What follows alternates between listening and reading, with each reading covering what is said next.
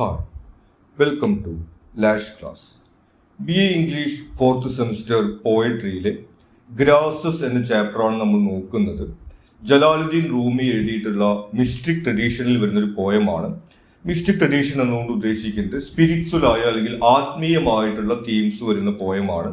നമ്മളിവിടെ ആ പോയത്തിൻ്റെ ഒരു സമ്മറിയും അതിൻ്റെ എക്സ്പ്ലനേഷനുമാണ് പ്രൊവൈഡ് ചെയ്യുന്നത്. നമുക്ക് നോക്കാം. The poem opens by presenting a striking contrast between trees and grasses. Poem ആരംഭിക്കുന്നത് നമ്മുടെ പോയറ്റിന്റെ ഒരു ഒബ്സർവേഷനോട് കൂടിയാണ്, അല്ലെങ്കിൽ ഒരു നിരീക്ഷണത്തോട് കൂടിയിട്ടാണ്. അദ്ദേഹം പറയുന്നത് ട്രീസും ഗ്രാസസും തമ്മിലുള്ള ഒരു വ്യത്യാസത്തെ കുറിച്ചിട്ടാണ്, അല്ലെങ്കിൽ മരങ്ങളും അല്ലെങ്കിൽ പുല്ലുകളും തമ്മിലുള്ള ഒരു വ്യത്യാസം നമ്മുടെ പോയറ്റിന് ഫീൽ ചെയ്യുന്നത് അദ്ദേഹം ഷെയർ ചെയ്യുകയാണ്. The same wind that uproots tall trees makes the grasses shine. അതായത് ഒരു കാറ്റ് വീശുന്ന സമയത്ത്, ഒരു ശക്തമായിട്ട് കാറ്റ് വീശുന്ന സമയത്ത് വലിയ വലിയ മരങ്ങളാണ് അതിൽ വീണു പോകുന്നത്. ഈ പുല്ലുകൾ, ചെറിയ പുല്ലുകളൊന്നും കാറ്റിൽ പറന്നു പോകുന്ന ദൃശ്യങ്ങൾ നമ്മൾ കണ്ടിട്ടുണ്ടായിരിക്കില്ല. എന്നാൽ വലിയ വലിയ മരങ്ങളാണ് ഈ കാറ്റ് വീശുന്ന സമയത്ത് കടപുഴകി പോകുന്നത് എന്നുള്ളൊരു നിരീക്ഷണം നമ്മുടെ പോയിറ്റ് പങ്കുവയ്ക്കുന്നു. Then, through this image, the poet suggests that humility and lowness are favored by divine forces, while pride and arrogance lead to collapse. ഇനി ഈ ഒരു ഇമേജിലൂടെ ഇവിടെ ഈ വിൻഡ് അല്ലെങ്കിൽ ഈ കാറ്റ് എന്ന് പറയുന്നത് ഡിവൈൻ വിൻഡ്, ദൈവികമായിട്ടുള്ള കാറ്റ് എന്ന രീതിയിലാണ് പോയിട്ട് അവതരിപ്പിക്കുന്നത്. അതായത് ഈ ഒരു പ്രപഞ്ച ശക്തി അല്ലെങ്കിൽ ദൈവശക്തി എന്നൊക്കെ പറയുന്നത് ലോനെസ് ആൻഡ് വീക്ക്നെസ്, ഈ പുല്ലുകളെ പോലെ ഈ പ്രപഞ്ച ശക്തിക്ക് മുന്നിൽ ഒരു അഹങ്കാരവും ഇല്ലാതെ വളരെ സിമ്പിൾ ആയിട്ട് നിൽക്കുന്നവയാണ് ഈ പ്രപഞ്ചത്തിനും അതുപോലെ ദൈവത്തിനുമെല്ലാം ഇഷ്ടം. ഈ മരം എന്ന് പറയുന്നത് ഇവിടെ സിമ്പിൾ ആയിട്ട് വരുന്നത് അരോഗൻസിന്റെയും അതുപോലെ തന്നെ പ്രൈഡിന്റെയുമാണ്. അതായത് അഹങ്കാരത്തിന്റെയും ദുരഭിമാനത്തിന്റെയും ഒക്കെ സിമ്പിൾ ആയിട്ടാണ് ഈ ഒരു ട്രീ എന്നുള്ളൊരു സിമ്പിൾ ഇവിടെ വരുന്നത്. അപ്പോൾ അങ്ങനെ വലിയ സ്വന്തം കഴിവിലോ സമ്പത്തിലോ ശക്തിയിലോ ഒക്കെ അഹങ്കാരവും അതുപോലെ തന്നെ ദുരഭിമാനവും ഒക്കെ ഉള്ള ആളുകളെ ഈ ദൈവശക്തി അല്ലെങ്കിൽ പ്രപഞ്ചശക്തി നശിപ്പിക്കും. വളരെ ലാളിത്യത്തോടുകൂടി എളിമയോടുകൂടി ഈ പ്രപഞ്ചത്തെയും ദൈവത്തെയൊക്കെ നോക്കി കാണുന്നവർക്ക് മാത്രമേ ആ ഒരു ദൈവിക ശക്തിയിൽ സംരക്ഷണം ഉണ്ടാകുള്ളൂ എന്ന രീതിയിലാണ് പോയറ്റ് പറഞ്ഞു വയ്ക്കുന്നത്. സോ പോയറ്റിന്റെ തുടക്കത്തിൽ നമ്മൾ ഈ ഇമേജാണ് കാണുന്നത്. ഒരു ശക്തമായിട്ടുള്ള കാറ്റ് വീശുന്ന സമയത്ത് പുല്ലുകളൊന്നും പറന്നു പോകുന്നത്, ഗ്രാസുകളൊന്നും പറന്നു പോകുന്നത് നമ്മൾ കാണാറില്ല. ഈ വലിയ വലിയ ട്രീസ് ആണ് ആ കാറ്റില് ഇങ്ങനെ നശിപ്പിക്കപ്പെടുന്നത്. അപ്പൊ ഈ കാറ്റ് എന്ന് പറയുന്നത്, വിൻഡ് എന്ന് പറയുന്നത് ഈ ദൈവിക ശക്തിയുടെ പ്രപഞ്ച ശക്തിയുടെ സിമ്പിൾ ആയിട്ടാണ് പോയിട്ട് അവതരിപ്പിക്കുന്നത്. സോ വളരെ സിമ്പിൾ ആയിട്ട് ഇവിടുത്തെ ഫസ്റ്റ് സ്റ്റാൻസിൽ നമുക്ക് മീനിങ് വരുന്നത്, ഈ ദൈവശക്തിയുടെ പ്രപഞ്ചശക്തിയുടെ മുമ്പിൽ നമ്മൾ അഹങ്കാരവും അതുപോലെ തന്നെ ദുരഭിമാനവും ഒക്കെ ഉള്ള ആളുകളായി നിന്ന് കഴിഞ്ഞാൽ നമ്മൾ നശിപ്പിക്കപ്പെടും. നമ്മൾ എളിമയോടെ ലാളിത്യത്തോടെ നിൽക്കുന്നതാണ് ദൈവത്തിനും അതുപോലെ പ്രപഞ്ചത്തിനും ഒക്കെ ഇഷ്ടം എന്ന രീതിയിലാണ് പോയിട്ട് പറഞ്ഞു വയ്ക്കുന്നത്. The poem then broadens its idea through a series of examples involving the axe, flame and birch. അപ്പൊ ഈ ഒരു ആശയം പ്രപഞ്ചശക്തിക്കും അതുപോലെ ദൈവശക്തിക്കും മുന്നിൽ നമ്മുടെ സമ്പത്തും ശക്തിയും ഒന്നുമല്ല എന്നുള്ള ആ ഒരു ആശയം കൂടുതൽ ഉദാഹരണങ്ങളോട് കൂടിയിട്ട് പോയിട്ട് അവതരിപ്പിക്കുകയാണ്. Thick branches, large wood piles and flocks offer no protection against them. ഒരു ആക്സ്, നമ്മൾ മരം മുറിക്കാൻ ഉപയോഗിക്കുന്ന ഒരു മഴുവിന്റെ എക്സാമ്പിൾ പറയുന്നുണ്ട്. എത്ര വലിയ മരമാണെന്നുണ്ടെങ്കിലും ഒരു മഴു ഉപയോഗിച്ചുകൊണ്ട് അതിനെ നമുക്ക് മുറിച്ചിടാൻ വേണ്ടി സാധിക്കും. വലിയ മരമാണെന്ന് കരുതിയിട്ട് അതിന് ഈ മഴുവിന് മുമ്പിൽ ഒരു ശക്തി ഉണ്ടാവുന്നില്ല എന്ന് പറയുന്നു. അതുപോലെ തന്നെ വുഡ് പൈൽ, എത്ര വലിയ വിറക് കെട്ടാണെങ്കിലും ഒരു തീപ്പെട്ടിക്കൊള്ളി ഉപയോഗിച്ചുകൊണ്ട് അല്ലെങ്കിൽ നമ്മൾ ചെറിയൊരു തീ ഉപയോഗിച്ചുകൊണ്ട് ആ വലിയ ഒരു വിറക് കൂട്ടത്തെ നമുക്ക് കത്തിച്ച് കളയാൻ വേണ്ടി സാധിക്കും. ഒരുപാട് വലിയ വിറക് കൂട്ടമാണെന്ന് കരുതിയിട്ട് തീയിൽ നിന്ന് അതിനൊരു സംരക്ഷണവും ലഭിക്കുന്നില്ല. അതുപോലെ തന്നെ ഒരു ബച്ചറിന്റെ, അതായത് ഒരു ഇറച്ചി വെട്ടുകാരന്റെ ഒരു എക്സാമ്പിൾ പറയുന്നുണ്ട്. ഒരു വലിയ ആട്ടിൻകൂട്ടമാണെന്ന് കരുതിയിട്ട് ഈ ഇറച്ചി വെട്ടുകാരിൽ നിന്ന് അവർക്ക് വലിയ സംരക്ഷണമൊന്നും ലഭിക്കുന്നില്ല. അതിനു മുമ്പിൽ അവരുടെ ആ ഒരു സംഘശക്തി അല്ലെങ്കിൽ ആ ബലം എന്നൊക്കെ പറയുന്നത് നിഷ്ഫലമാണ് എന്ന രീതിയിൽ പോയിട്ട് പറഞ്ഞു വെക്കുന്നു. അപ്പോൾ ഇത്തരത്തില് ഈ ഉദാഹരണങ്ങളൂടെ പോയിട്ട് പറഞ്ഞു വെക്കുന്നത്, Rumi uses these examples to argue that form and appearance have little value before reality.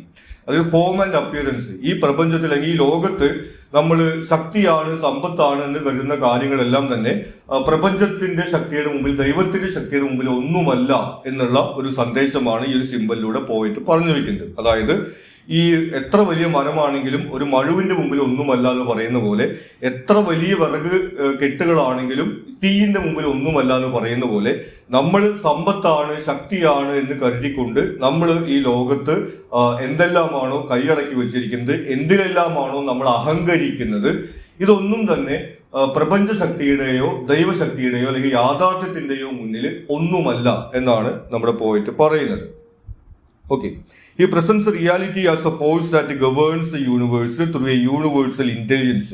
ഇനി യാഥാർത്ഥ്യം എന്നത് പോയിന്റ് അവതരിപ്പിക്കുന്നത് the force that governs the universe, ഈ പ്രപഞ്ചത്തെ നിയന്ത്രിക്കുന്ന ശക്തി ഒരു യൂണിവേഴ്സൽ ഇന്റലിജൻസ് എന്ന രീതിയിലാണ് ഈ പ്രപഞ്ചത്തെ ഇവിടെ പോയിട്ട് അവതരിപ്പിക്കുന്നത്. അതായത് ഈ ആകാശത്തെ നിലനിർത്തുന്ന, നേരത്തെ പറഞ്ഞ പോലെ കാറ്റുകൾ ഉണ്ടാക്കുന്ന, കടലുകൾ ഉണ്ടാക്കുന്ന എന്ന് പറയുന്ന പോലെ ഈ പ്രപഞ്ചത്തെ നിലനിർത്തുന്ന ഒരു ശക്തി ആണ് യാഥാർത്ഥ്യം എന്ന് പറയുന്നത്. ആ യാഥാർത്ഥ്യത്തിന്റെ മുമ്പിൽ നമ്മൾ അഹങ്കരിക്കുന്ന കാര്യങ്ങൾക്കൊന്നും ഒരു സ്ഥാനവുമില്ല എന്ന രീതിയിലാണ് പോയിട്ട് പറഞ്ഞു വെക്കുന്നത്. റൂമി then explains that human movement, breath and emotion arise from the spirit rather than the body itself.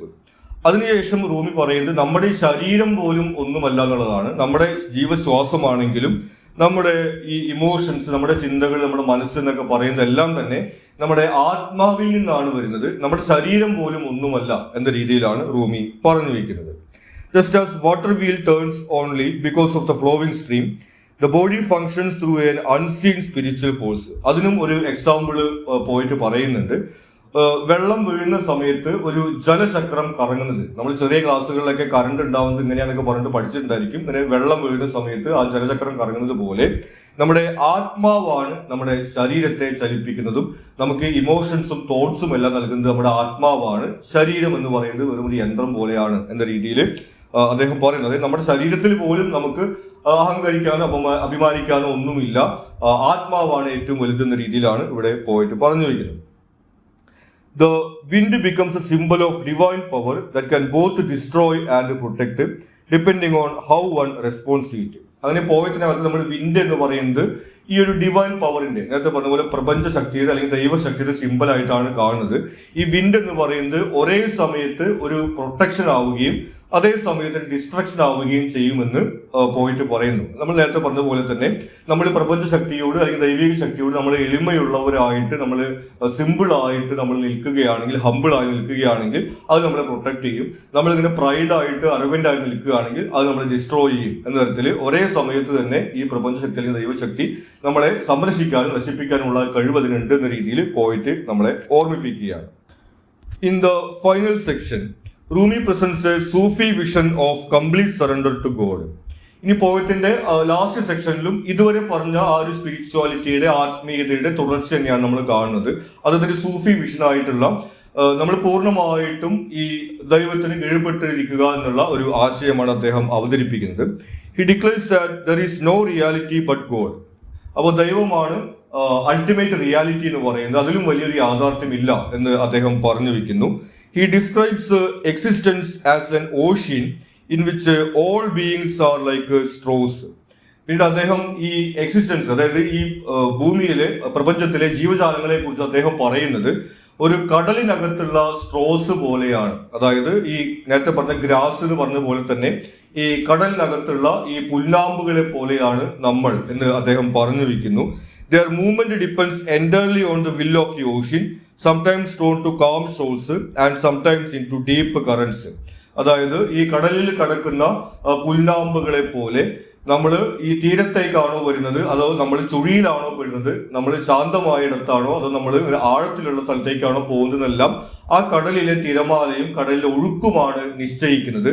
നമ്മൾ കടലിൽ കിടന്നിട്ട് കൈയും കാലും അടിച്ചിട്ട് പ്രത്യേകിച്ച് ഫലമൊന്നുമില്ല. അതെല്ലാം ഈ ഒരു കടലിന്റെ ഒഴുക്കും തിരമാലയുമാണ് അതിന്റെ ഗതി നിശ്ചയിക്കുന്നത്. നമ്മൾ ഈ കടലിൽ കിടക്കുന്ന പുല്ലാമ്പുകളെ പോലെയാണ് എന്ന് അദ്ദേഹം പറഞ്ഞു വയ്ക്കുന്നു. അപ്പൊ അതിന്റെ സിമ്പിൾ നമുക്ക് അറിയാവുന്നതാണ്. അതായത് ദൈവനിശ്ചയ പ്രകാരമാണ് ഈ ലോകത്തെ കാര്യങ്ങൾ നടക്കുന്നത്. അപ്പോ നമ്മൾ അതില് ദൈവത്തോട് നന്ദി ഉണ്ടായിരിക്കുക, അതുപോലെ തന്നെ നമ്മൾ ദൈവത്തോട് ഇങ്ങനെ വിനയത്തോടെ ഇരിക്കുക എന്ന രീതിയിലൊരു സന്ദേശമാണ്, ഒരു ആത്മീയമായുള്ള ഒരു മെസ്സേജാണ് പോയിട്ട് പറഞ്ഞു വയ്ക്കുന്നത്.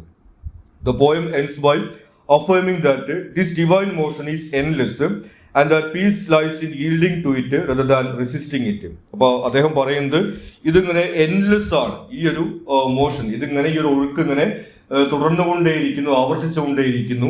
അപ്പോൾ നമ്മൾ ആ ഒരു ഒഴുക്ക് അംഗീകരിച്ച് അതിന്റെ കൂടെ ഒഴുകുക എന്നുള്ളതാണ് നമുക്ക് ചെയ്യാൻ വേണ്ടി സാധിക്കുക.